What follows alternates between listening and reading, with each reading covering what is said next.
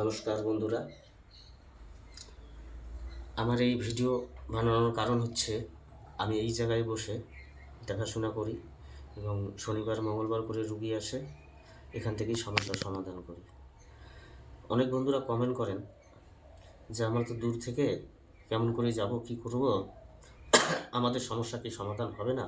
সমস্যা অবশ্যই সমাধান হবে। আমি বলে দিচ্ছি, আপনারা কমেন্ট লিখবেন যে রুগী, তার বাবার নাম, মার নাম, গোত্র এবং যে ঘরে ঘুমায়, পূব পশ্চিম উত্তর দক্ষিণ কোন দুয়ারি, কমেন্টে লিখবেন। আমি এখান থেকে রিপ্লাই দেওয়ার চেষ্টা করব, সমস্যার সমাধান হয়ে যাবে। আমার ভিডিও বানার কারণ হচ্ছে এটাই।